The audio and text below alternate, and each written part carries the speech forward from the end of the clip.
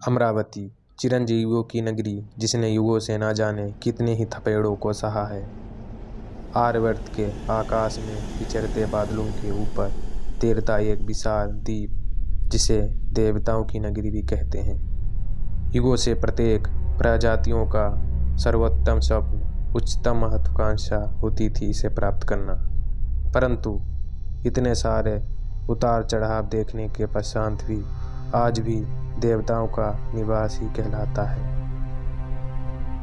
लंका की सेना के कदम अमरावती की धरती पर पड़ने वाले पहले नहीं थे और न ही आखिरी होने वाले थे।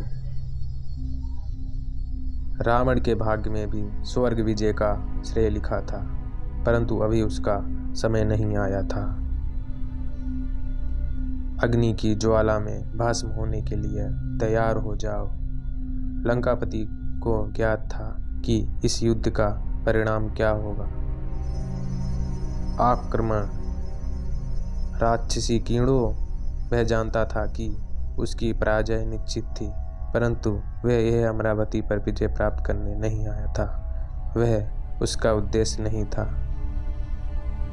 वह यहाँ अग्नि को उसकी ही ज्वालामुखी में भस्मीभूत करने आया था और देवताओं के क्रोध की ज्वाला को भड़काने आया था। अग्नि को अग्नि से भस्म करने की चेष्टा मत करो अग्निदेव, मैं रावण चंद्रहास का धारक हूँ। स्वयं महादेव ने आशीर्वाद स्वरूप मुझे इसे प्रदान किया है। अपने दम के वशीभूत होकर चंद्रहास जैसे पवित्र अस्त्र का अपमान मत करो रावण।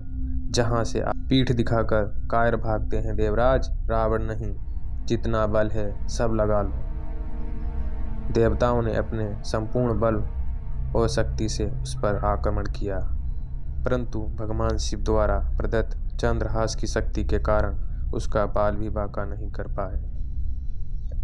जला दो, मिटा दो, सभी साधुओं को मार डालो, परंतु इसके लिए सिर्फ देवताओं की शत्रुता ही प्राप्त नहीं थी।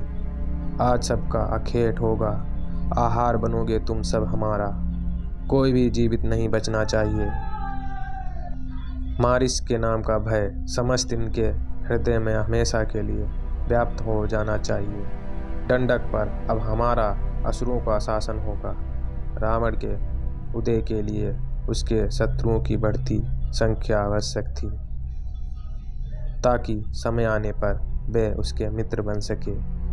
जटायु के रहते यह संभव नहीं होगा। अधम गिद्ध, हे नारायण रक्षा करो। गिद्धों को अकेला मत समझ लेना मारीच। संपाति अभी जीवित है। नरक की यात्रा के लिए तैयार हो जाओ, परंतु तुम वहां छिन्न भिन्न होकर जाओगे। लेकिन नियति को मारिस की आवश्यकता अन्य महत्वपूर्ण कार्यों की सिद्धि हेतु थी। मारिस की नरक यात्रा आरंभ होने में अभी विलंब था। कुछ लोगों ने उस महान योद्धा के सिर्फ किस्से सुने थे। ये तो वही है, राक्षस जाति का एक ऐसा महायोद्धा जिसने देवताओं तक को भयकांत कर दिया था। कुछ लोग इसे सिर्फ एक किस्सा ही समझते थे, पर जो जानते थे वह उसकी प्रचंडता से भली भांति परिचित थे। तुम्हारा यह दुस्साहस नहीं भ्राता, इससे उलझना मूर्खता। अपने अनुज को यहाँ से ले जाओ संपाति, अभी इसका अंतिम समय नहीं आया है। यह हमारी अंतिम भेंट नहीं है राक्षस राज, हम पुनः मिलेंगे। मेरे साथ आओ ताड़का पुत्र, राम के हाथों तुम्हारी माता के वध का मुझे खेद है। मेरे साथ आओ, मैं तुम्हें प्रतिशोध का अवसर प्रदान करूंगा।